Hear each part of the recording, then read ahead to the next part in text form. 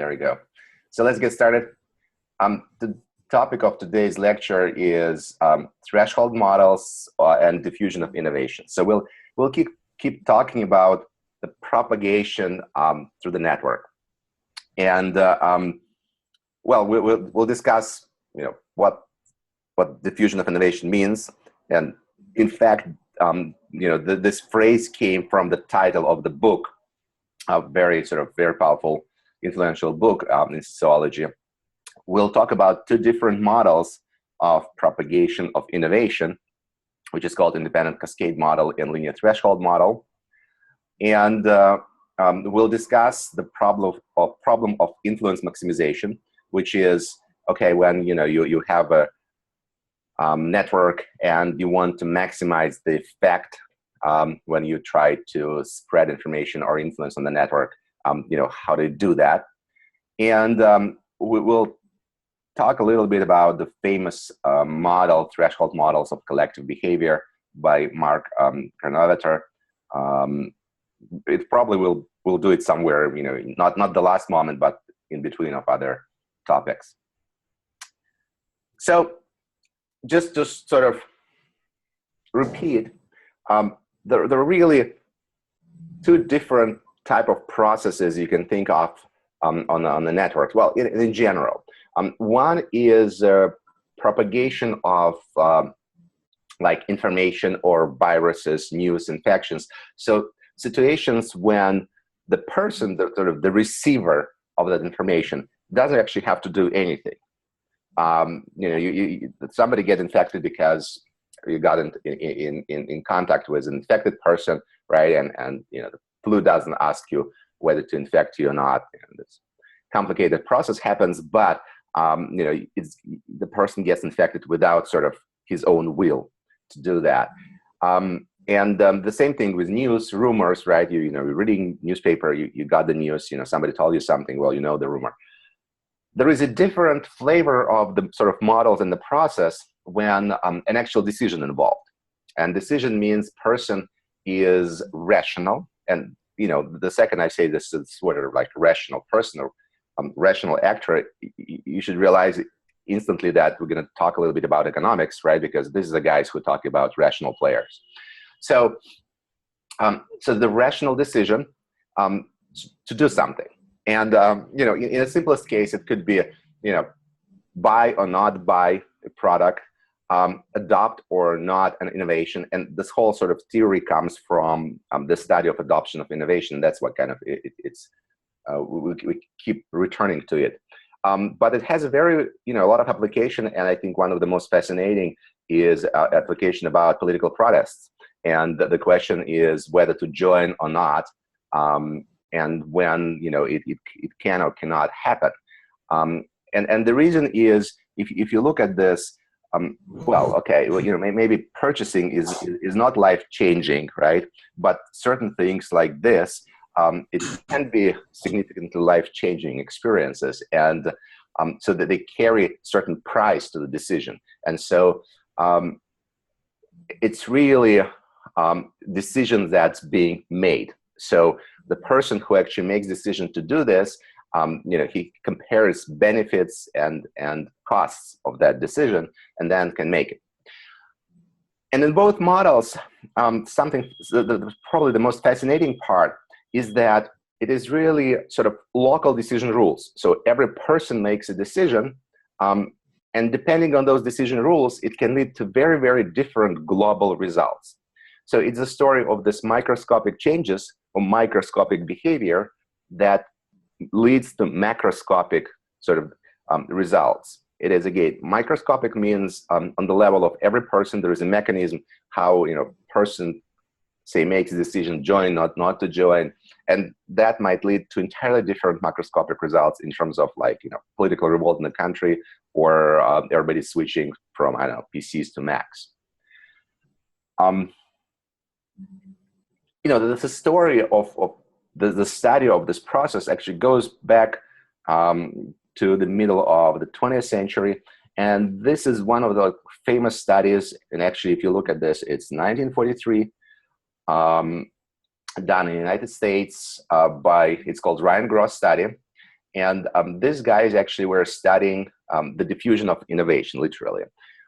So it was a new form of like hybrid corn that scientists came up with, and they tried to distribute it to the farmers. And what you see here is really the two curves. So when they try to distribute this and start manufacturing this hybrid seed corn, the salespeople went out to the farms and tried to sell it, and farmers wouldn't take it. So the first curve, and you can see it like right here, this is awareness of the farmers about the corn. So the researchers later on came in and started asking, so where did you first time hear about the corn? Where did you first time hear about this hybrid corn? And a lot of people heard about it, some people were 1925, 1926, some later, but they heard about it, but they hadn't started using it. And the second curve is actually when they start accepting and replacing regular seeds with this hybrid. And what's interesting is actually this distance, right? So what happened is at first you hear, first person hears, and then adoption of this innovation comes later.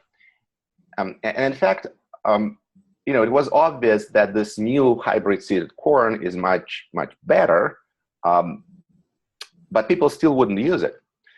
And when the researchers were asking them, sort of, how come that you heard about it in 30s and then you actually started using it a little later, like 10 years later, literally, what changed? And the explanation would always be that we got this information, from either from a mass media or from salespeople, but we started using when we heard that the farmer on the neighboring farm started using it.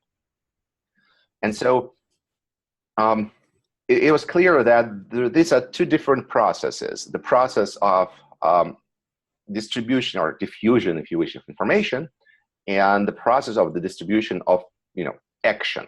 Action means in this case adoption of this seed corn. And those of you who looked into sort of marketing or had any classes in marketing probably seen this type of the curve, which is these days extremely popular, is sort of the curve that talks about the uptake of the product on any product on the market.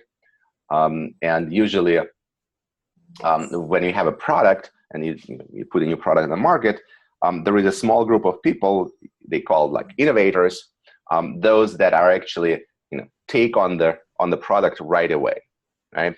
So there is a craze right now about, say, Apple Watch.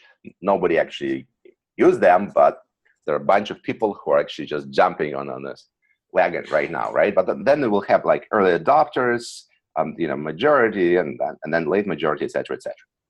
So seems like these people at the very end, they really are making decision on their own, and it's really in between sort of product and them. But all other people, first of all, they're influenced by the product, but they're also influenced by these innovators, right?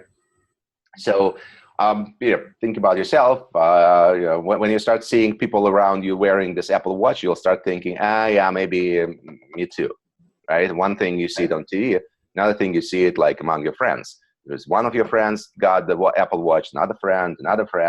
Eventually you'll be like, okay, well, yeah, I feel like an idiot if I don't have one.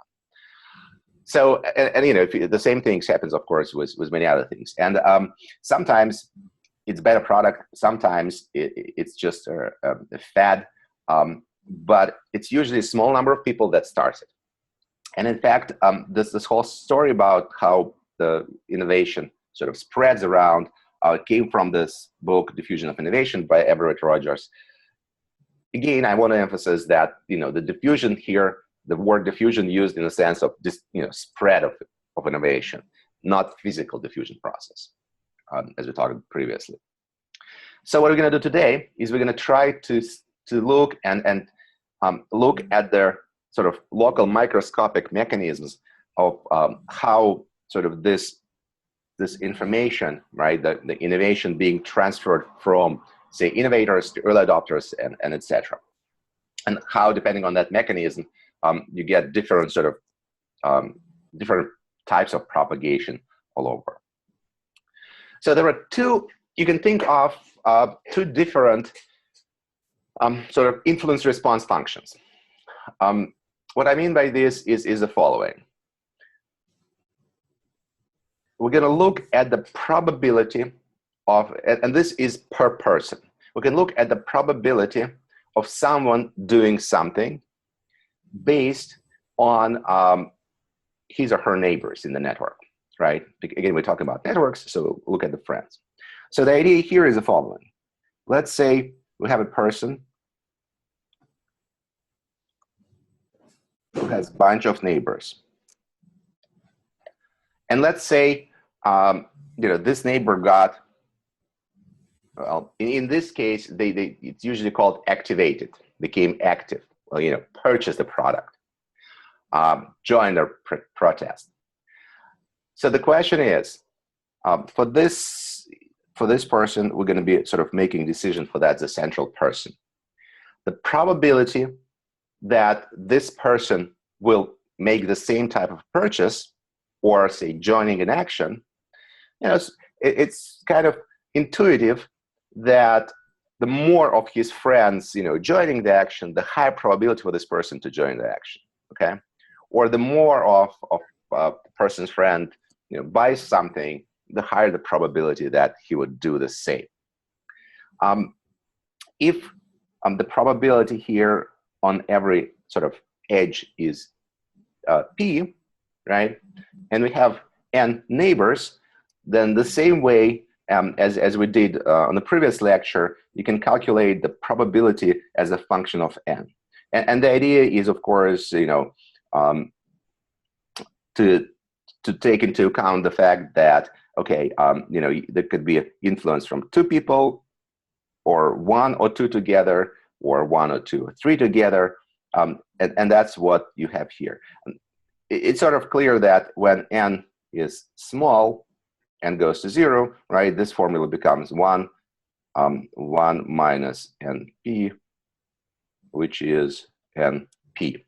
So when P is small, the probability is just proportional to the number of people the number of your friends that do something. So you would do the same thing. And this means, here we have this linear slope. But eventually it saturates. Now, the reason you can clearly see that it saturates is because if P is greater than 0, so 1 minus P is less than 1, something less than 1 to the power N, well, that goes to 0 when N is large. And so it will saturate. So, what it shows is that it's called diminishing return, which means, the first people affect you a lot, but then their effect reduces, and eventually you get to the sort of probability of 1. So this is a sort of smooth monotonic curve, all right? And the idea here that, again, that, the more of your friends do something, the higher the probability that you would do the same thing. Now, slightly different model, but this sort of slight different makes, big difference in the way process happens, is what's called threshold model. Now, the threshold model says the following: until certain number of your friends do something, you're not doing it. So you have a threshold, and this threshold, again, can be expressed in a different way, but let's say, okay, for you, threshold can be 1/2. So what does it mean? Well, this means that if, say, you have 8 friends, if, one does something, it doesn't change anything for you. 2 people do something, doesn't change anything for you. 3 people, nothing. 4 people, and that's when you flip and change the sign, right? And activate. So you get in order to become active, you need the number of, say, of your friends who are active has to cross a threshold. And the threshold for, any person can be very, very different. So if we're speaking about this innovators people, what do you think the threshold for them would be? So for those who remember, we looked at the beginning of the curve. Low? Yeah, very, very low. So for them, threshold has to be actually 0, because they have to, these guys have to jumpstart from nothing. And then those people who has low threshold, it's probably, this early adopters, and et cetera, et cetera. So you can actually get this curve, this type of a curve, by looking at, moving this threshold parameters. All right, make sense?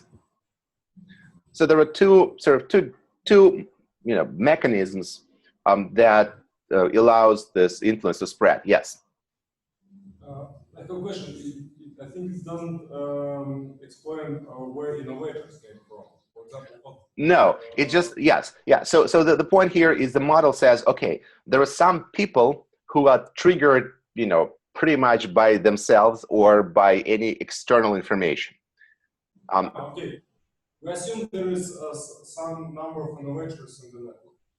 Yes, yes, yes. You always need to have, for this whole thing to start working, you will need to have a seed of people who are, innovators.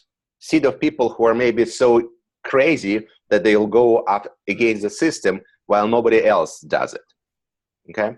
So you need that seed. If there is no seed like that, nothing here is going to work. But if there is a seed, there are some, really amazing things that comes out of this model. Okay, but so there are two sort of models. One model is this probabilistic model where there is this sort of smooth curve, and the more of your friends sort of join this, the high probability that you would join. And the other is the threshold model, where nothing happens until the number of friends who joins passes the threshold. And based on those two mechanisms, there are actually two, fundamentally different, models that has been created. So one is called independent cascade model, and that's the sort of diminishing returns, which means it's a model based on this curve. And the second is a linear threshold model or critical mass model, and this is a model that's based on sort of threshold behavior. And these models, actually, both of them have a long history. Threshold models is just very, very famous models created by Mark Granovetter and Thomas Schilling. And they really, as examples, they're using a lot of things like riots and uprising. The application of this independent cascade model comes from Goldberg and in marketing. And I would say there are a couple very, very influential papers written at the beginning of 2000s by Dominguez and Richardson, who talked about just setting up this problem in marketing. And David Kempik, John Kleinberg, and Yves Tardash on actually maximization problem of finding the optimal way to place those innovators in the network to create like large cascade. And in fact, this classification, sort of clean classification, comes from their paper. So if anything to read, I would definitely recommend to look at their papers. Okay, so what's independent cascade model?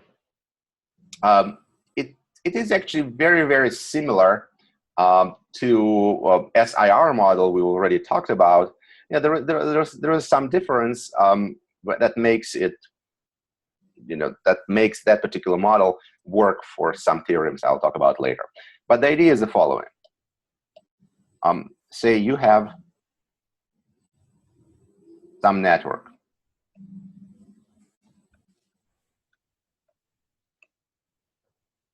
And we have an initial set of active nodes. So these are these innovators that by whatever reason decided to become active. Now I drew them next to each other. It doesn't actually have to be, you know, could be here. So two active nodes. You can actually think about this again as, you know, it could be uprising, it could be, you know, purchasing, it could be the two first people who bought iPhones, and the rest of their, you know, friends. So how the model proceed? So we start with initial set of active nodes, S naught, and we run into discrete time steps, the same way as we did with SIR, SIS, you know, SIS models. Now, what's different here? On every step, every node can activate, well, infect connected neighbor with some probability. And in this particular model, the probability depends on the edge. You know, in SIR, we had constant probabilities everywhere. So here, probability depends on the edge. But the key here that every node has a single chance to activate its neighbor. Okay? So there is a probability peep, so there is a flip of the virtual coin for every neighbor to become active. Let's say we'll start with this guy, with a red guy. Okay, you know, we flip a coin and let me get green one. And so, you know, it activates, he activates this guy, okay? Flip a coin, this is nearest, this is the nearest neighbor, but, you know, flip a coin and the probability is less than the probability of activation and nothing happens. Then say this guy also got activated. Now we look at this person, okay, he might activate this guy, but not activate another one. So that's just the first step of the process. And so the information spread it or influence spread it this way. And then next step comes, okay, there is non-zero probability to a lot of nodes to get activated. Let's say, you know, this is neighbor to this node is neighbor to this node and neighbor to this and to this. So the probability that this node gets activated will be pretty much almost p cubed. So, okay, let's say it got activated. But say this node didn't. And maybe this one got activated. And so you see that it's pretty much the same as SIR model.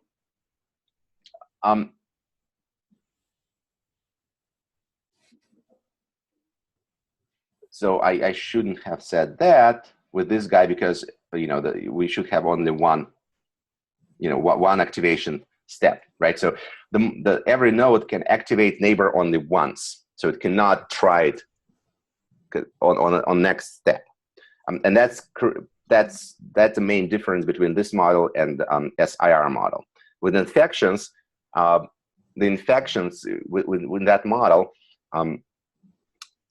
On every time step, the activation, if it didn't happen on this time step, it could happen on the next time step, right?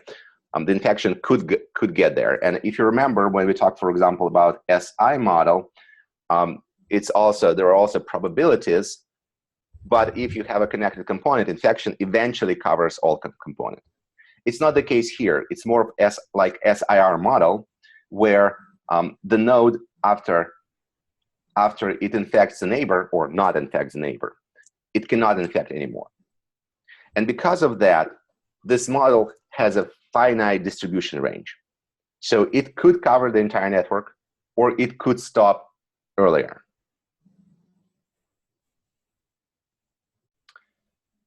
Okay, does make sense, the model. All right, so again, one more time. So the idea is you have a node that is active and it can activate its neighbors. There is a probability of activation for a neighbor. And the key here that every node has only one chance to activate its neighbor. Okay? Now, there is another sort of trick in this model that if a node becomes active, it cannot get deactivated. So it's a progressive model. Right? So it grows.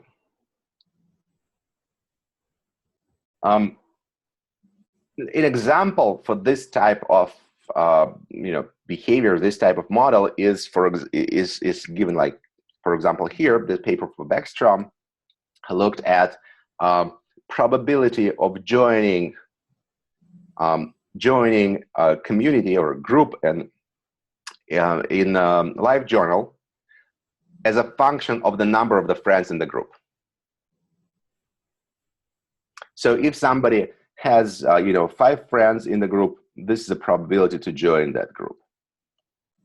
If someone has 15 friends, this is the probability to join the group. If somebody has 30 friends, this is the probability to join the group. If you notice, yes, we're getting this sort of saturation pattern in here. So after a while, it doesn't make a lot of difference whether you have like 30 friends in the group or 40 friends or 50 friends. The probability of you joining the group already stopped changing. So the traditional saturation kind of pattern. Now, that's this is the diminishing returns model or independent cascades, and it's independent cascade because it's you get every node, and activation of every other node does not depend on what happens in a different part of the network. So the probability that some node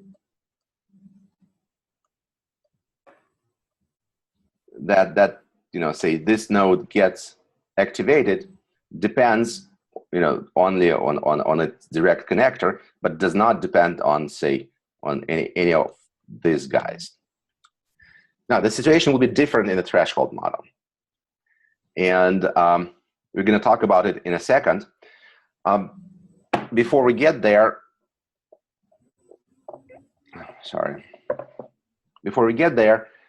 let's talk a little bit about the sort of the network interaction on the local scale. So the idea here is the following, and we're sort of switching a little bit. We're switching topics here. We're kind of preparing right now for this threshold model. Where this threshold model can come from on the network level. And the idea is, one of the ideas comes from the game theory. Now, how many of you had game theory in the 2, 3? Okay, all right. Never mind. We'll just sort of talk quickly about this in a few words. Imagine that you have 2 players, and the action of one player. So one player, they're both rational players, and that means they want to do the best for them, right? They have player A and player B. And both of them can make a decision of doing something. And the idea is the following. If both players decide to do the same thing, they get rewarded. And depending on what they decide to do, they get rewarded certain different amounts. But if they decide to do sort of different things, then the payoff, or they rewarded 0. And this, what I just said, is usually written in game theory in the matrix form, where it says, okay, if there are 2 players, U and V, and in our case, we can think about 2 nodes, U and V, V and W, connected, because we're going to be talking only about connected nodes. If one node choose behavior or choose answer A, and the other node choose the same answer A, then they get rewarded, and the reward is just A little. Or if the first node decides to be A and the second node decides to be B, they're going to be rewarded this.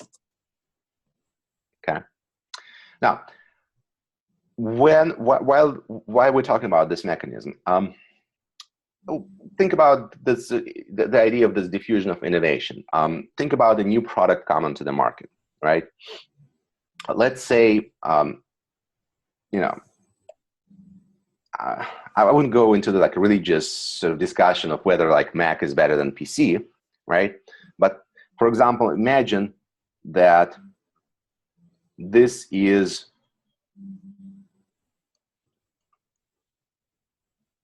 PC world, okay? Everybody owns a PC, Windows. Everybody runs on Windows. And here you come with your Mac, okay? Well, but you need to work with people. So, which means, you know, you're using technology A and people using technology B. The reward for actually having the Mac, well, and I'm talking about, again, interaction between people. It's not, you know, sort of your personal feeling about Mac, but the reward for interacting with people is zero because you're actually on the different technologies. But now imagine that someone also, somebody who doesn't really care too much about it, about, you know, the rewards, gets sort of, you know, another Mac. And all of a sudden, for you, there are 3 channels of interaction, right? You're interacting with this person, you're interacting with this person, you're interacting with this person. Now, 2 of you are actually on Macs. And if this AA interaction, if this sort of reward that you're getting for both using Mac is much higher than B, the reward that you use, that you're getting for using PC, but here with 2 people, but you know, A is much larger than B, so A is a reward on this edge and B rewards on these edges. Then, you know, it might make sense to actually have Mac now. And then this whole thing can propagate, okay? So the idea is that every person can make a decision based on the neighborhood. And you know, another example would be, okay, you're on, I don't know, MTS, and you have a bunch of friends on Megaphone and a bunch of friends on Beeline. And each of those companies actually do run promotions saying that, all right, you know, if your friends and family on also on, you know, on MTS, okay, the calls are, I don't know, 19 cents, well, 19 copies a minute, right, or something. So what do you do when you decide which operator to switch to or which operator to use? Is, well, first of all, depends on, you know, the patterns of your calls. And if most of your friends are on, say, Beeline, it would make sense for you to join Beeline because, you know, it will be cheaper for you. And if majority of friends, you know, somewhere else, and you make most of the calls to them, it will make sense to switch to that operator. So you can think about this as 2 competitive technologies, and rational player, or sort of a person, can select one of them based on sort of what's better. And better here means what type of payoff the person is going to get for using that particular technology. All right? But the payoffs and sort of interaction happens only along the network, only along the edges of the network. Okay, make some sense? All right. So a little bit more details on this. Again, and it's sometimes called network coordination game. So this is a person who's supposed to make a choice. And here is a people in the neighborhood who using, you know, who made this choice A, and here are the people who made the choice B. And let's do this. Total number of neighbors for this node degree is D. And let's call P the portion of friends that use technology A. So if P is the portion of friends that use technology A, then P times D is the total number of friends that using a technology. And if for every edge, for every connection with a person that uses technology A, you get reward A, the total amount of reward you get is A times number of people, okay? And the same thing with technology B, right? There is a technology, there's the reward for B. This is a portion of the people that uses it, and then there's a total number of people. And of course, you know, the total number of friends cancels out, and we get this formula for the threshold probability that would be enough for you to switch from one technology to another. And this is a threshold, right? So what does it mean? If, for example, technologies are equivalent, and let's assume that, you know, for example, if you're dealing with, say, Beeline, Megaphone, they're equivalent. The quality of the service is the same, and the pricing is the same for both of them. That means, in this case, A equal to B, so which means, you know, it doesn't matter for you whether it's one operator or another, and the threshold would be then, you know, A plus A will be 1/2. So which really means you need to have more than half of your friends using Beeline for you to actually consider switching to Beeline. Otherwise, it wouldn't make sense. Okay? But if one technology is much better than another technology, if, for example, you know, A is much better, A is much better than B. Let's say A is equal, I don't know, you know, 4 times better than B. I don't know how to evaluate Mac versus PC, but, you know, several times better. Then the threshold for you would be, in this case, 1/5, which means it would make sense if even only 1 out of 5 of your friends sort of switch to this technology, it will already be beneficial for you to switch to that technology. All right? So it really depends on the benefits you're getting from switching to particular technology.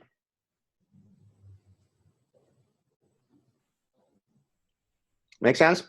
Questions? How many of you actually on Beeline? 1 person. On MTS? Okay, so it's MTS world, okay. And Megaphone? 1 person, okay. See, so right now, the dominating technologies, MTS and Beeline and Megaphone, can actually benefit. The way to do it is to switch both of you guys who are on Beeline or Megaphone to, you know, give you a free card, right? So you both will go to Megaphone or both go to Beeline, and then there might be a reason for the rest of people in the group to start switching. But that's the idea, okay? Let's just see how this works in terms of propagation, right? Now, this is actually the most critical slide probably in this whole story.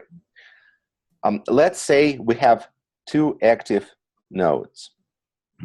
And active nodes is, by whatever reason, this guy decided, you know, to buy a Mac, okay, and they have it.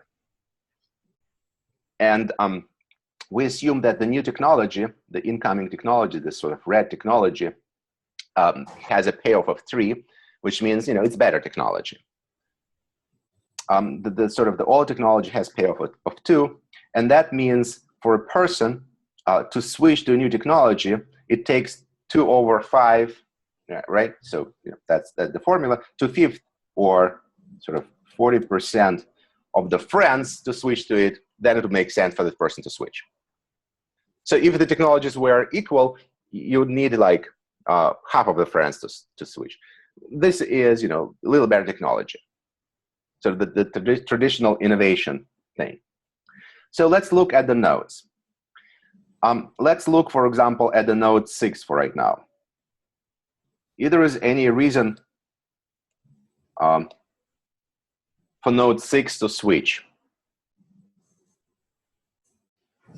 No, because the node 6 is not even in touch with nodes 7 and 8. What about node 5? Would the node 5 want to switch to new technology? Would it make sense for the node 5? Again, this are rational players. They're going to switch only if it's sort of beneficial for them. Is it beneficial for node 5 to switch to new technology? The way to think about it is the following. Node 5 has 3 neighbors. right? So there are two of his neighbors who are using this new technology. So it is actually 2/3 of his neighbors that are using new technology. Okay? And we decided that the threshold for new technology is 2/5. So for someone to switch, he needs more than 40% of his friends to use it. So let me, yeah, I'm also usually when I look at this fractions, I'm like, okay, this is 0, this is 1, this is 1/2, right? This is 1/3, this is 2/5, this is 2/3, all right? So 2/3 is actually greater. Where did I put 2/5? Okay, here is 2/5. So 2/3 is definitely is greater than 2/5, right? And so the node number 5 has 2/3 of its neighbors, and the threshold for switching is 2/5. So it's more than 2/5. It's more than 40%. It's 60-something%. So this node will definitely switch to new technology. Okay. Then we can look at another neighbor. Here the story is a little different. This node has 4 neighbors, and 2 of them using new technology. So it is for node number 10, it is 2/4, which is 1/2, and 1/2 is actually greater than 2/5. So it's not going to happen right away. And you can sort of continue considering this, and eventually you will see that the influence will spread over this cluster. But at the same time, it will not go further. And the reason is the following. Say, for example, for this node, it is 1/3 of this node friends that using new technology, because it's only this edge that is sort of active. And the threshold is 2/5. And so 1/3 is less than 2/5. And so there's less than threshold number of people that are using it. And the same thing will be true for this and this and this. Now, I look at that many times. It's really worth for you yourself to actually see that, and try to calculate this for every node. It's really easy to do. It's much harder to watch than actually do it yourself. All right. So the idea is very simple. Every node has a particular threshold. The threshold is fixed, and you just can count how many of the neighbors this node has with the new technology. And if the fraction of the neighbors exceed the threshold, then this node gets activated. If it's below the threshold, node doesn't get activated.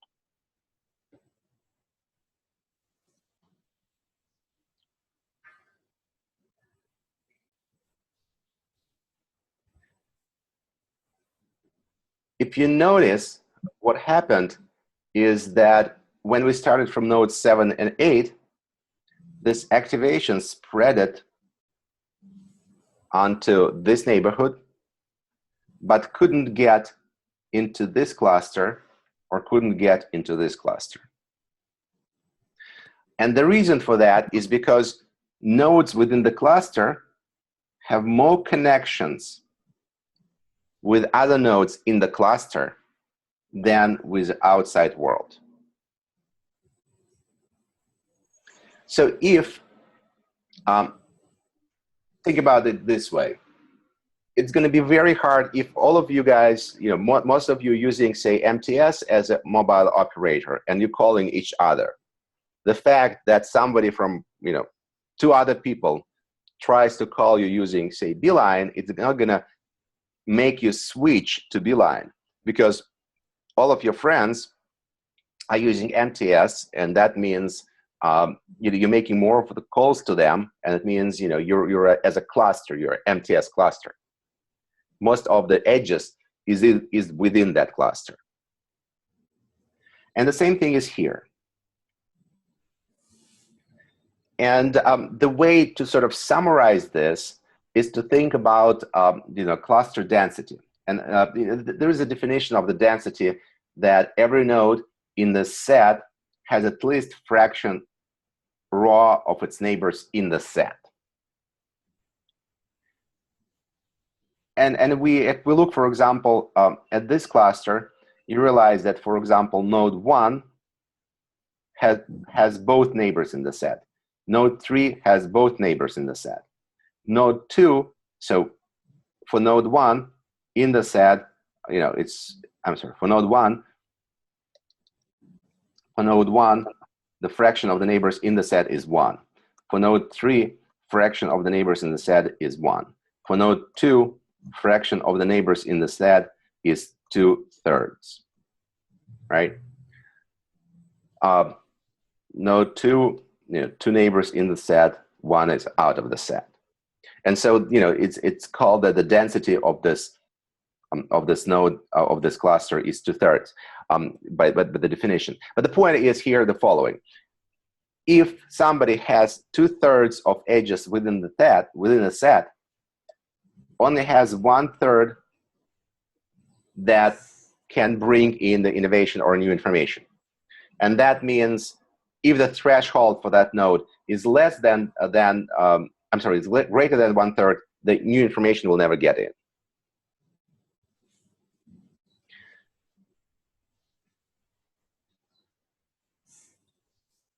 Sort of, one more time, the big idea is very, very simple. If you have tightly coupled, connected community,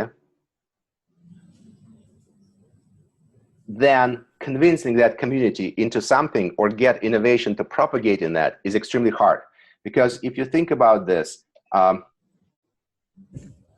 think about a cult or group of people that are that are same-minded, and they always talk in between themselves and try to convince them in the opposite point of view.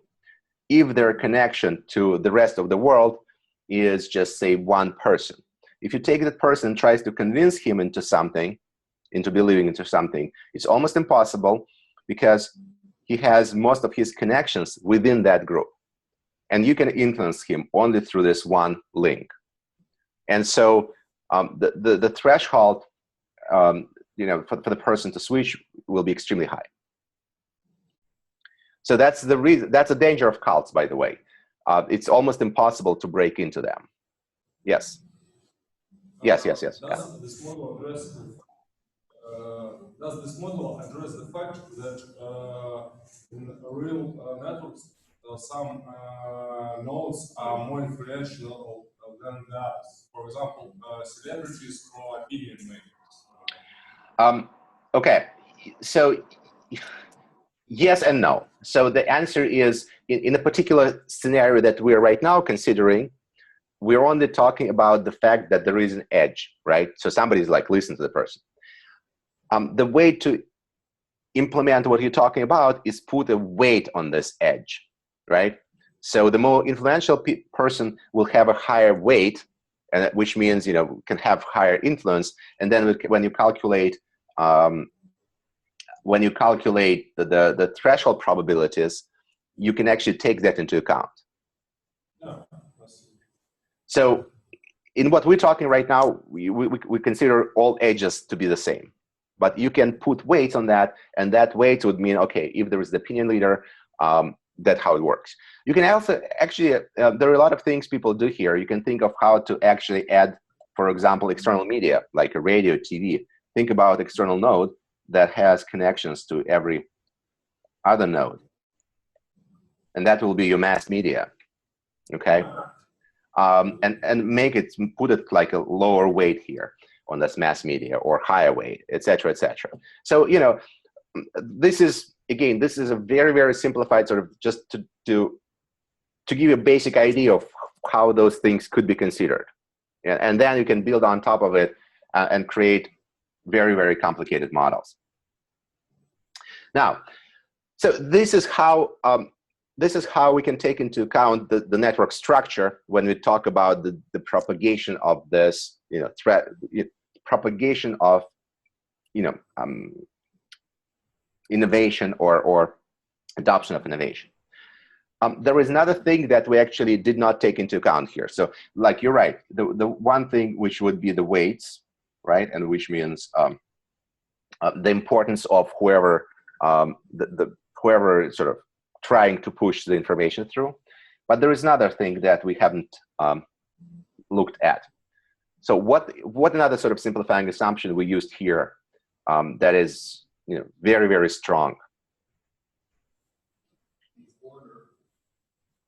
Say it again. Order? The order of the spread of the cascade. Okay, yeah. So ordering, you means who we started from. The nodes we. Yeah. Right. So the thing is, we definitely in this model we said, okay, let's start with these two nodes and see how it propagates. It's clear that you probably would want to find, you might want to solve the problem of optimization problem, right? Find the nodes that will give you maximum spread, and we'll talk about it in a few slides. But there is something else. There is another assumption we used in this model, and the assumption was the following: we actually set up a fixed threshold for every person. So we said, okay, any person in this graph, any person in the network has a threshold, say 2/5. So for any person to switch to a new technology, we need 40% of his friends to switch to new technology, and then he will switch.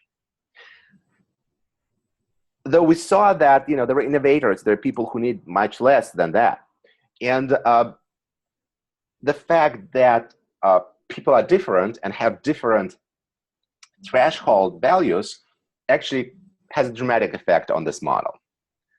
And what we're going to do is we're going to talk a little bit about, we'll step away from networks for a second and just look at the sort of, general mixing model where everyone talks to everyone. And you can think about this as a fully connected network. And see what kind of effect the distribution of threshold will cause. And this is actually the famous work on collective behavior by Mark Groth back in 1978. So his work is actually focused on the fully mixed model, which means it's the same way as what we did with SIR or SIS models, where we just consider completely fully mixed population, which means everybody can interact with everybody. Okay. The setting of the model is the following: there is a group of people, and each person has to make a decision. And again, for simplicity of the model, this is a binary decision. It's either adopt or reject innovation, join a ride or not join a ride, stay or go. Okay. And every person has his own preference or decision threshold. You probably have seen that, have observed that. You go to the performance in the theater, the performance ends, and there is a silence for a few seconds. And then there's somebody who starts applauding, and then people start picking up. Well, it's the person who has the lowest threshold who starts applauding. He doesn't he doesn't care that nobody else applauds. He starts doing it himself. And then other people start hearing, oh, well, there is somebody applauding, well, join it. So, and more people joining. And the same thing when somebody, like, say, I don't know, hate the performance and wants to leave, but because the person is polite, he's not going to leave. And, but when there is some other person who doesn't care, he just stands up and leave, you just say, oh, well, somebody left, I can do it too. And there are more serious situations with joining a protest. if one person shows up at the protest, most likely get arrested. If 100 people get arrested, 1,000 people will probably, okay, we'll get arrested. But if 100,000 shows up, it's probably a game changer. So the question is, yeah, it's very clear that you can probably find 1, 2 crazy people who will come anyway. But for the majority of people, there is a threshold. And the idea is the following. It's very obvious that, yeah, I'm in favor of changes, but I will come only, if 100 other people shows up, right? That's sort of very, very normal, the fact that people do have different thresholds. Threshold, acceptance to risk, etc. Now, what's really amazing and interesting, that all kind of sociological measures and metrics that measure your average, they all fail within the model. I'll give you an example. Let's take a look at this. Let's say let's say we have 10 people. And everyone in this group has a threshold of 5. Okay? And there is, say, I don't know, protest coming up. Will this happen? Will the protest happen? No. Sorry, is it complete graph, or it depends on structure of the network? Okay, yeah, so here we're talking about the complete, what's called completely mixed model, where Yes, everybody talks to everybody else. So we sort of don't have a structure for a second. We talked about the structure in the previous slides. Now we're going to add sort of, another feature, and then we'll come back to structural network. And this is 1978. So people haven't talked about networks back then yet. So the point is, let's say we have 10 people. And each of those 10 people have a threshold of 5 whether to join a protest or not, which means, he will join if 5 of other people will join. Right? Why not?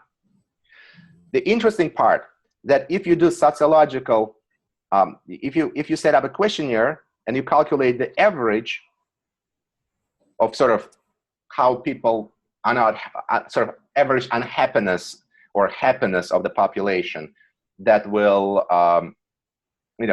whether they go to uprise or not, everybody will say, okay, I need 5 more people before I go. All right, I will not join the protest unless there are 5 people in there.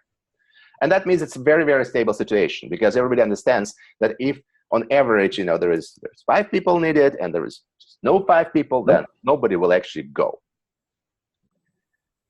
What's very interesting is the following situation. Imagine that we have different people in this world, right? And there is a person who has a threshold of 1. There is a person who has a threshold of 2, 3, 4, 5, 6, 7, 8, 9. All right? Well, in fact, somebody might have a threshold of 0. If you calculate an average of these numbers, it will also be around 5. So if you do random sampling, the population on average will say we're happy. But what it means, there are people who are actually, in this 5 region, but there are people who are much more active and who would go out, who will join the protest if only 3 people join. And there are people who will join only if 2 people join. But there are people much more conservative who would join only if, like, the entire country joins. And now what happens is very clear. If you have this type of distribution of people, then it's enough for the first person to get out on the street. Because then you get another person who says, oh, there is 1 person on the street. It's above my threshold. I'm joining. Now there are 2 people on the street. Oh, it's good enough for this guy. So he will join. So now there are 3 people on the street. Oh, but that's good enough for this guy. He will also join. 4 people on the street. Good enough for this guy. He will also join. And all of a sudden, with the same sort of average happiness, you will get this domino effect when everybody will join the protest. They just need to get out in the right sequence, right?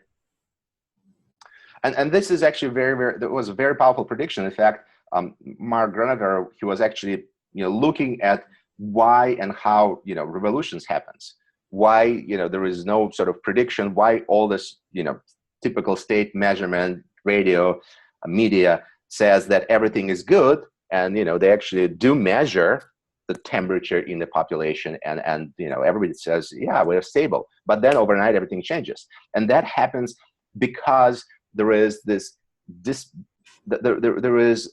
distribution of the barriers for population. There are some people who are very stubborn and very they will never go up, but there are a lot of people who are pretty dynamic with a low barrier, and they go first, and then there's more and more and more, and so it's the whole thing snowballing. And that happens instantaneously. And that really paper showed that most of the sort of average sociological questionnaires that being conducted in a state media, that's bullshit. They cannot predict literally anything, because it's like average temperature in the hospital. Extremely powerful paper. And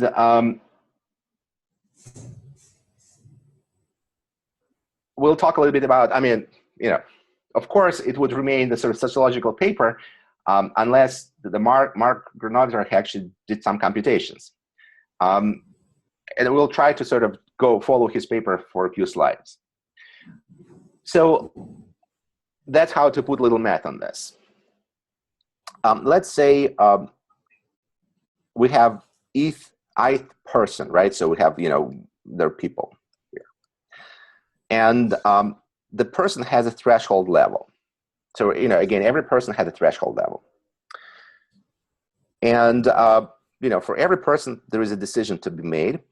So if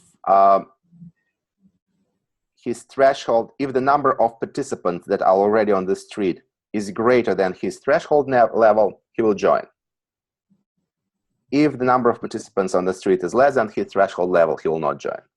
All right. So this is that binary decision. That's a sort of step function that we talked about from the very beginning. Okay. So let's say f from x is a number of people with a threshold equal to x. It's a distribution function, right? Number of people with that threshold. And typically, from the statistics, we kind of like to know that most of the distribution functions have this normal shape where the majority of people has some threshold, and there are people sort of to the left and to the right. There are people with a less threshold and higher thresholds, right? This is threshold level, and that's a probability function.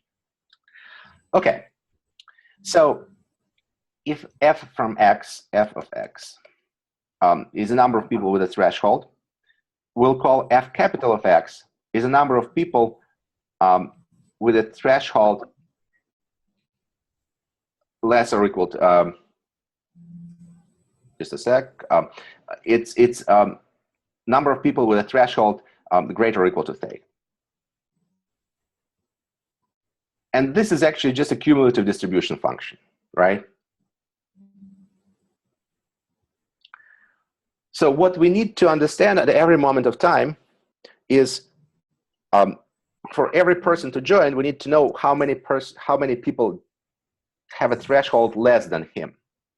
So if we have a, say, particular person, we need to figure out how many people have threshold less or equal to him, because that's how many people can trigger what he does.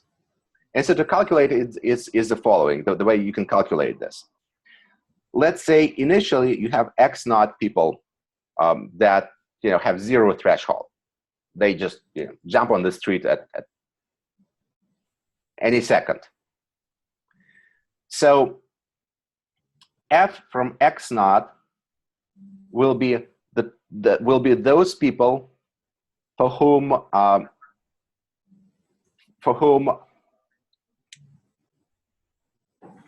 the people on the streets will be enough. So it's, let me get to this, back to this slide. If we had here, 1, 2, 3, 4, 5, 6.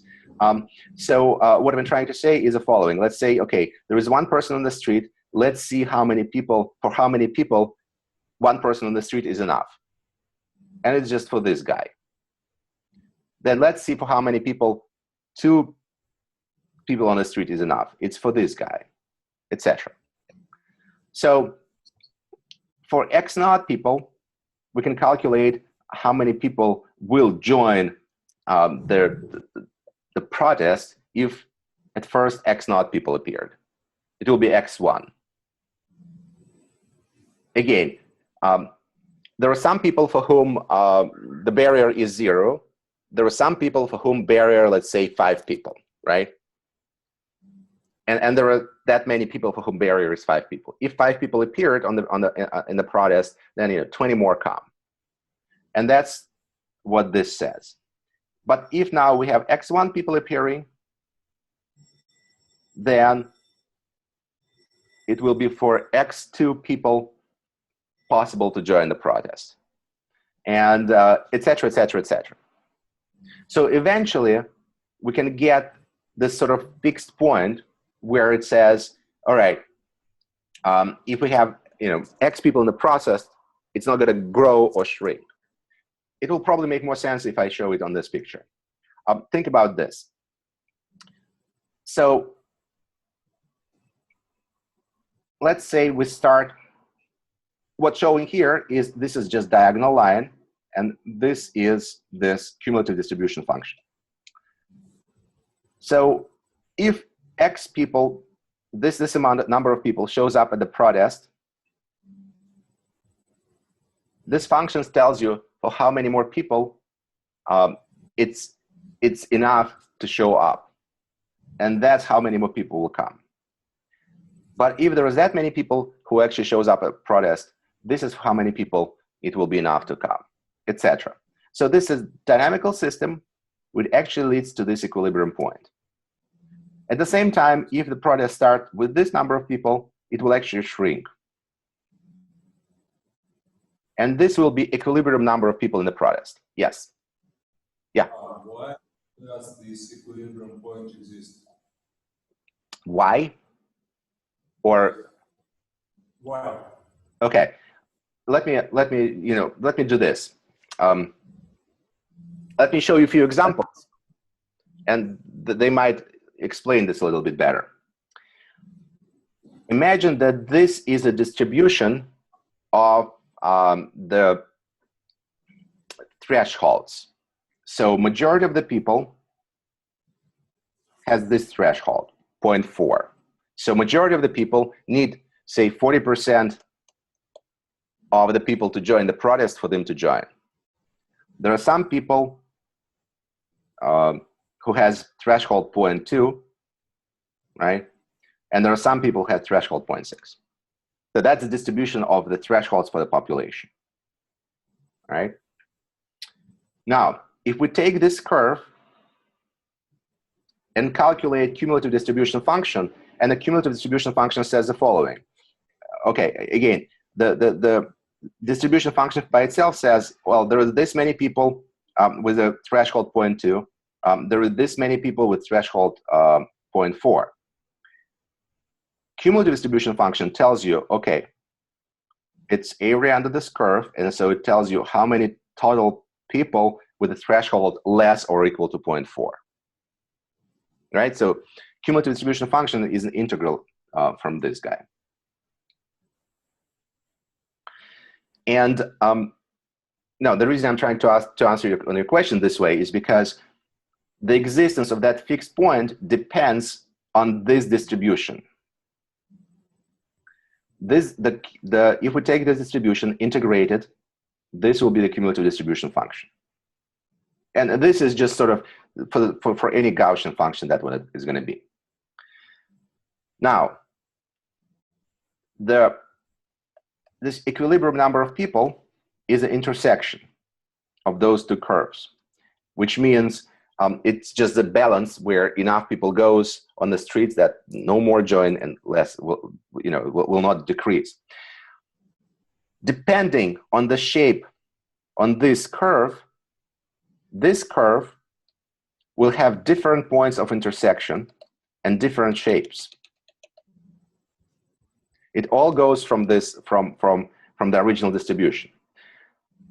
Notice that if the distribution is the way I showed here, the protest will never occur, because even if okay, I shouldn't say never occur. If the original number of people going on the street is, let's say, here, that's sort of the initial adopters, it will eventually come down to 0. And if originally, say, 60% of population get on the streets, it eventually shrinks. But if the curve is different, if the distribution is different, then what we have here, we have different saddle points. And for example, if distribution is like this, like shown here, what it actually means is we have a lot of people whose threshold is small. Threshold is 0 to a lot of people. Then, for example, the intersection is only here, and what's going to happen is, whenever some people gets out, the whole thing will start growing, and that will be the saturation point. So that will be like this. This is a revolution, because like 99% population is on the streets. But it all starts with a small number, with a small fraction. Here it will all start with a small fraction of population. So the point is, I mean, these are details, and you can look through the paper and read it carefully. But the point is, it's really all depends on the distribution of the threshold preferences in population. It's very clear that if you do not have people with 0 threshold, nothing is going to happen, because you need some people to be on the streets at first. But then the question would be, okay, how many people are out there with the smaller thresholds? And that will determine the total number of people that gets on the street.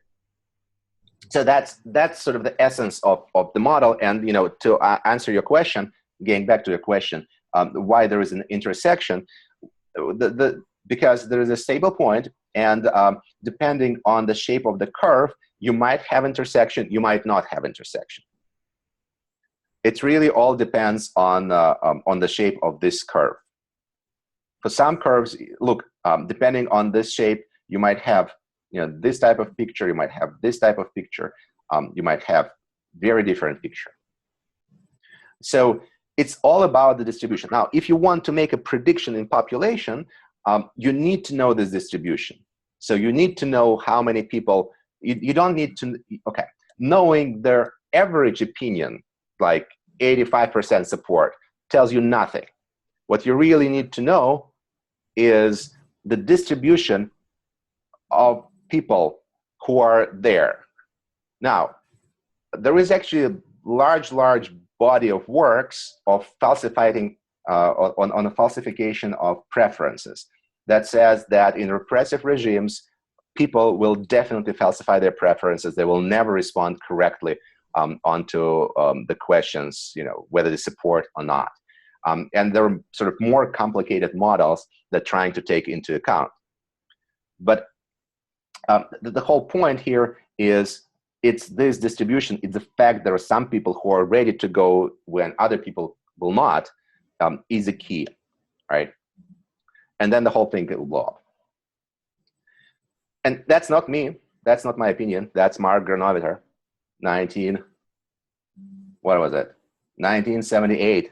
It's before or after, I think, a revolution in Egypt, Iran. I mean, there were a lot of stories there.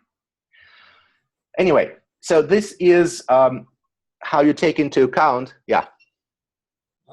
Does sociology capture these thresholds well? I'm not speaking about average, I'm speaking about thresholds, because as far as I understand, thresholds can change depending, for example, on economic situation, on media coverage, and how do we capture this threat?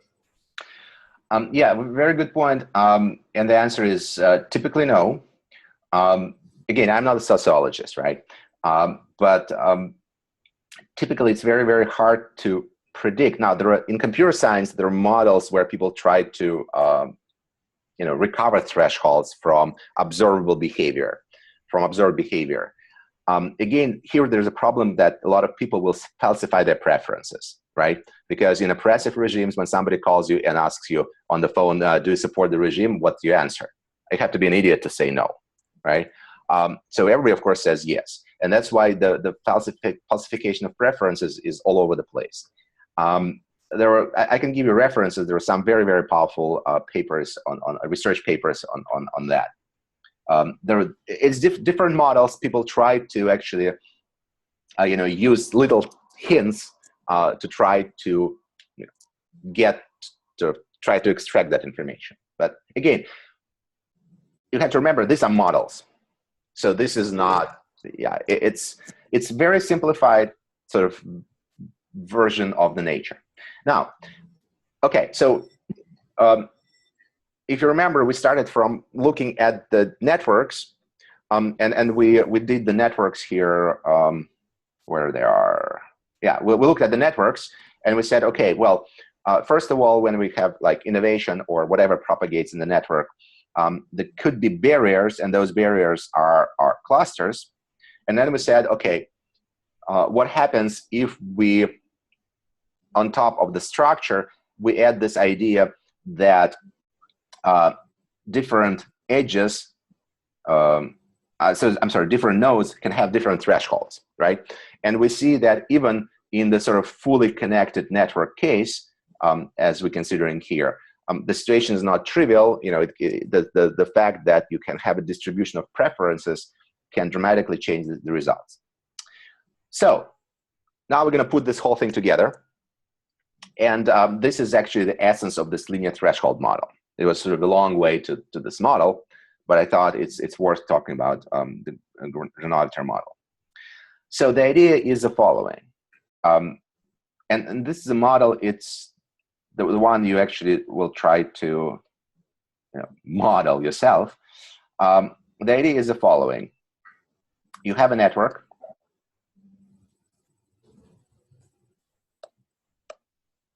And let's say there are a couple nodes here that are active nodes. So each node in this network will have a random threshold distributed somehow. It could be normally distributed or any other way distributed. And network and nodes will get activated based on the threshold. Now, the difference with Groth model is that in that model, we talked about 20% of population, right? Or 10% of population going on the streets, or something like that. For many people, it's really more important not what the rest of the world is doing, but what your friends are doing, what your sort of neighbors, what the people you connected to are doing. And so here, the fraction, so we're talking about a fraction of the active nodes, but the fraction of the active nodes in the neighbors. So this person, to get activated, he doesn't care about this node, about the preference of that node. He cares only about who he's connected to. So here's the model. Influence comes from the nearest neighbors, and each node has a random acceptance threshold. And the node gets activated if the fraction of active nodes in the neighborhood exceeds some threshold. It's the same model we talked about, right? And we have an initial set of active nodes, and then the process, moves forward. It progresses, and for every node, it looks at the neighbors, and it's either get activated or not. So it is exactly the same as we discussed on the previous slides. The only difference is that we're adding randomized thresholds. and here are some results for that model. Now, if you look at the random network, remember Erdős-Rényi graph. It's a random graph. It's a graph where there is a probability that two nodes are connected. The probability of the two nodes are connected is calculated, and it's proportional to average node degree divided by n, or whatever. We usually provide p. Right? So we have a bunch of nodes, and every pair can be connected with a probability p. It's called Erdős-Rényi graph, random graph. So let's say we have this graph, and for a second here, we'll actually take phi, the threshold, to be constant. So all nodes in the graph have the same threshold. And we'll seed the graph with a few active nodes and see how it propagates. And in this particular paper, Duncan Watts, he was looking for global cascades, or a situation when the entire network will get active, will get infected, if you wish. And so this is a phase diagram where here we have a threshold parameter, and this is actually the average number of node degrees for the network. So he was looking into interplay in between the structure of the network and the propagation of the cascade. And the cascade in this case means that the entire network got infected.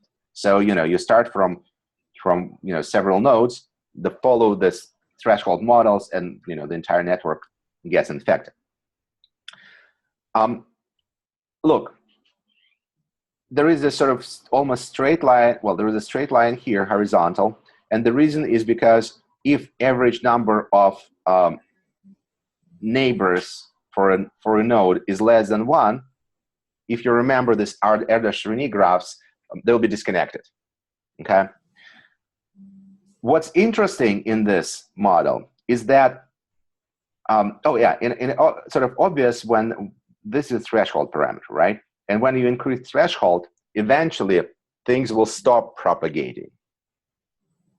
This is a threshold, right? When the threshold is small, the influence will spread all over the network. It's clear when the network, is large, when the threshold is large, eventually, if I say for every node I need at least 10 friends of this node to be active, for the node to become active, it might not go anywhere because he doesn't have 10 friends. Or or if I say a lot of large fraction of the friends need to be active. What's interesting here is that when you increase the average number of node degrees, the cascade actually stops. And that is very different from rumors or infections. So what this says is the following. Look, when k is small, so we are here, average number of nodes is small. We're looking at the graph that might look like this. It's almost a tree. When we are in this situation, when the k average number of node degrees, average number of neighbors is large, we're looking at the graph that will have actually lots of triangles. It will be very well connected here. And some degrees will be pretty high. And so what it says is the following, that if we're dealing with propagation of infection or rumors, it's enough for network to just have an edge, because an edge in it is enough to spread the information. But in order to convince someone to do something, you need a little more. And what happens is, you remember from the pictures, for example, if there is a threshold large enough, then one node cannot activate its neighbor. It might need two nodes to activate someone, because you might need two friends to do something for you to do it. And so we're getting into this interplay of existence of the triangles and overall structure. And so what it means is that for the threshold models, it's not obvious that, for example, node degree with the highest, the node with the highest node degree is the best one to to activate, to be the source of influence. And the reason, because to activate some node, you do need that node has to have lots of active nodes around it. Just think about it. But the point is that here we have very, very sort of particular phase diagram. Now, again, it's a model, and so it's really works for Erdős-Rényi graph and a just fixed fixed threshold. And there has been a lot of other computations that tries to model this. And the sort of the key question in all those computations would be, okay, how do we select those nodes that will maximize the influence, right? So our goal would be to take a graph and find the nodes that will give you maximum propagation, maximum influence. We don't have much time. You can look later on these examples. Here is a couple ideas, right? So you can pick up some nodes here, and you realize you can see that as the result at first, this cluster gets active, and then the entire cluster gets active. Here the same graph, but just rewired a little bit, and few nodes get active and really nothing happened. And here the same graph, but just different nodes got active, and because of the selection of the nodes, eventually the entire graph got active. So these are identical graphs, but we have different selections of the seed nodes. And with this selection of the seed nodes, nothing happened. We didn't get if you wish, the uprising hasn't happened, or new technology didn't get accepted. But if we select nodes a little differently, it can actually ignite the entire network. And so the question is how to select those nodes to maximize the influence, right? I mean, and this is the key question, say, for any marketing campaign, right? How to select those people that give some freebies, so they will convince the rest of the population in doing something. And you can formulate this problem, in a very sort of strict fashion. It's called influence maximization problem. And the idea is that you have a set of active nodes. You just say, okay, we have 5 active nodes or 10 active nodes, or I don't know. And we can measure the cascade size. So the total number of nodes that are activated, and then the propagation of influence stops. For example, here, initial set will be 2, and the cascade size, in this case, will be 1, 2, 3, 4, 5, 6, 7. Okay? And the formulation of the problem is the following. Find a k set of nodes A0, find a set of original nodes such that will produce maximum cascade. And it's called maximum influence problem. And well, unfortunately, as many of combinatorial problems, it is NP hard. The reason, because there are just so many combinations of starting nodes. Now, the good news, there are quite a few what's called greedy algorithms that allow us to solve this problem, not exactly, approximately, but with pretty good precision.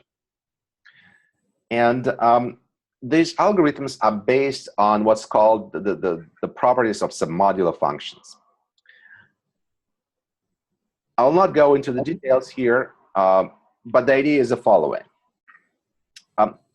some function is called, well, set function on a set. That means it's a function defined on a set, right? And it's called submodular if it's a function of diminishing returns. So here is just hand waving explanation of what that is. Imagine that you have some set of nodes. This set of nodes can cause the propagation of infection or idea to that many people. Okay. Now let's say we have another set of nodes that are a little bigger than the original, and that causes a propagation of infection to a little more people. Okay. So the idea of submodular function is the following: that if that the effect of the increase of the set is diminishing with time. So if we take originally a few nodes, they might have a pretty large influence. We add a couple more nodes, their effect onto the final distribution of ideas will diminish. So it will, every new added node to the original set of nodes will have less and less effect on the total spread of the infection. Okay? It is, in some sense, if we're talking about functions, the function would look like that. It will saturate. So you add more nodes, but every other node added to initial set of nodes will have less effect on the final distribution compared to the previous nodes. So it's from the story that, well, usually people tell that, there is saturation of satisfaction in the amount of money, right? The first money gives you a lot of happiness, and then the sort of level of happiness that more and more money gives you sort of saturates, and eventually it doesn't really matter. And so this whole point here is that it's the function that saturates. The first nodes that adds to activation seed give it a lot of effect, but adding more nodes diminishes the effect, which means every extra added node gives you less and less effect.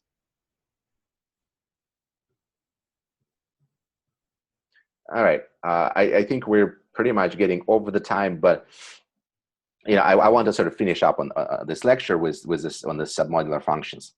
So because of that, so the function we're dealing with is submodular, and for those functions there is some very strict theorems that tells us that if we deal with submodular function and use greedy algorithm, we can actually get close to the optimal solution.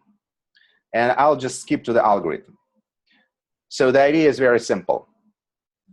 You have a network, and this is pretty much almost last slide. So you have a network.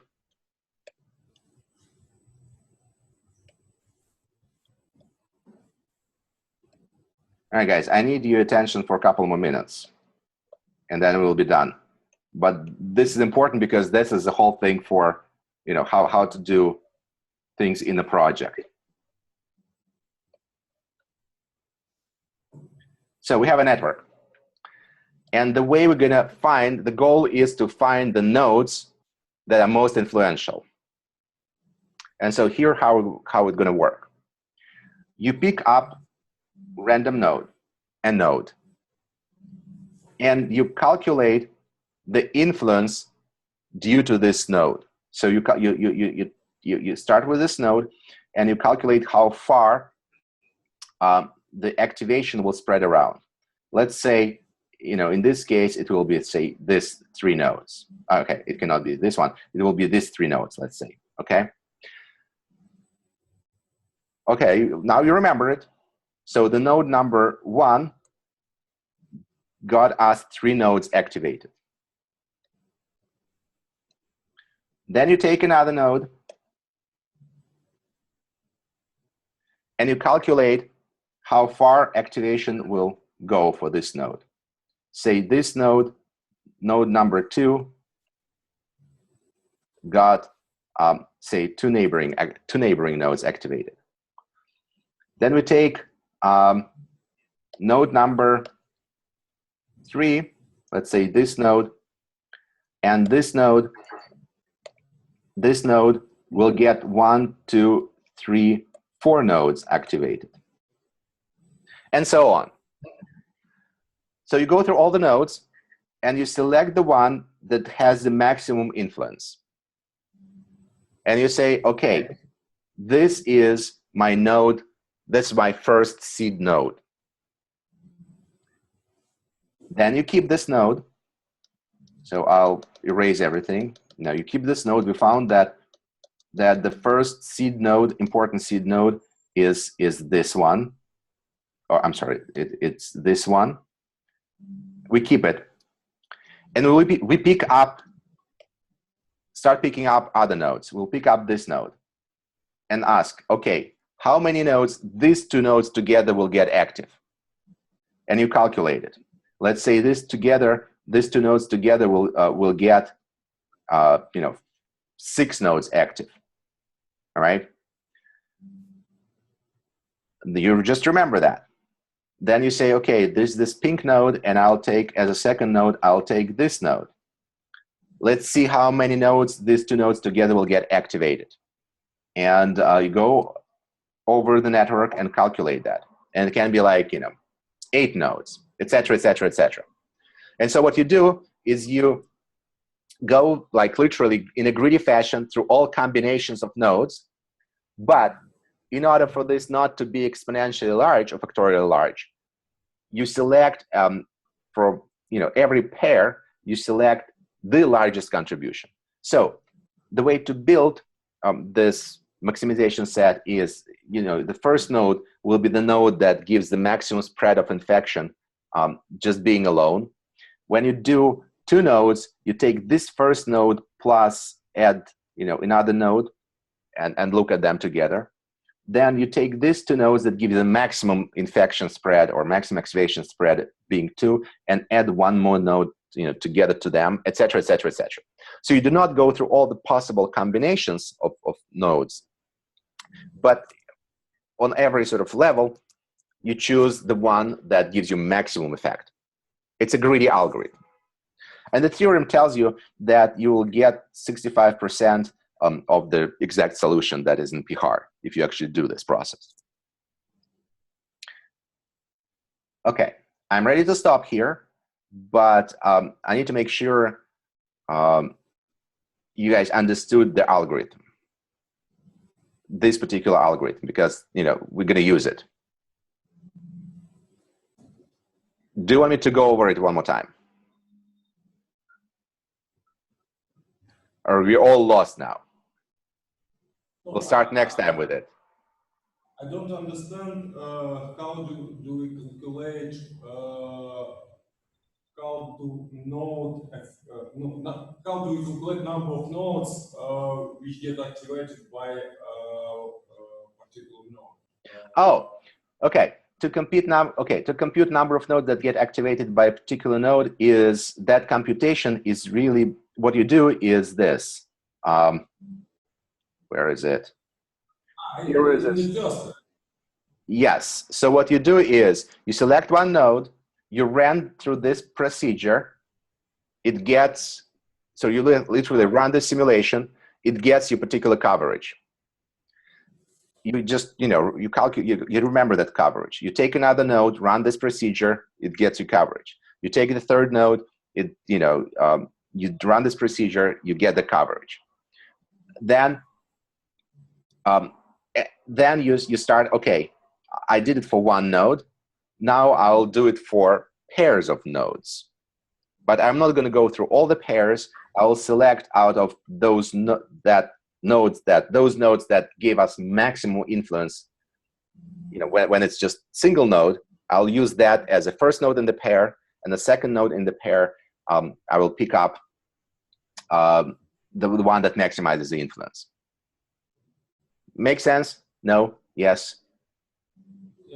Yes. Sort of. And do we have assigned acceptance threshold? We do have assigned acceptance thresholds to each node. Yes. Yes, yes, you will have it. Depending on what model you would want to do, you would either make all the thresholds for all the nodes equal, or you can actually make them random based on, the random number will be distributed based on, say, normal probability distribution function. So every node will have a threshold. Or you can assign them by hand, whatever. But again, the point is, what I was trying to get across is the following idea, that if, for example, you want to do this brute forcefully, which means try to solve it exactly.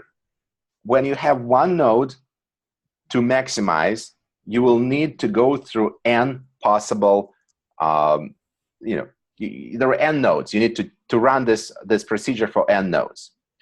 If you take pairs, so you have two nodes that you want as a starting seed, overall there will be n, well, order of n squared pairs you can select to start, right? When you have three nodes, it will be almost n cubed pairs. Okay, well, okay, it's not n cubed. Here it's going to be n times n minus 1 over 2, etc. But this is the order of magnitude, right? You have four nodes. You will need to select, the first node can be selected n ways. The second node can be selected n minus 1 ways. The third node can be selected n minus 2 ways. So it's almost n to the fourth. So you cannot do it that way because this is exponential explosion. So instead of doing it, you go for this greedy algorithm where you select the best of one nodes, and then you use that as the first node as in the pair when you're calculating the influence from two nodes.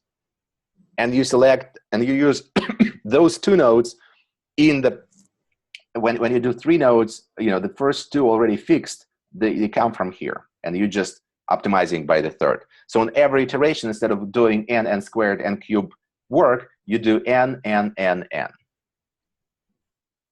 Did it confuse more or less? Yeah. Can we do the selection of nodes based on, for example, their centrality measures? Very good point. People actually do it, and this is an example. What's shown here is this. This is the size of activated network. So how many nodes got activated when the infection went through the network?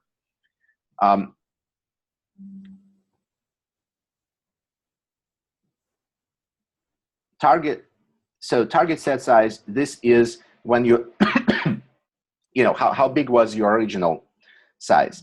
And notice that this is random. So this says if you randomly select nodes as a starting nodes, that's how many nodes you will activate. And it depends on how many, this is how many nodes you have in a original site, in a original active group, and this is how many totally will get activated. So, you want to be somewhere here, right? You want the entire network to be active. And this is how many you activate at the beginning as a seeds. These are seeds. And this is the result. So if you just randomly select, you're really not going to activate the network, most likely. Now, if you actually do based on a centrality, I believe it's this graph.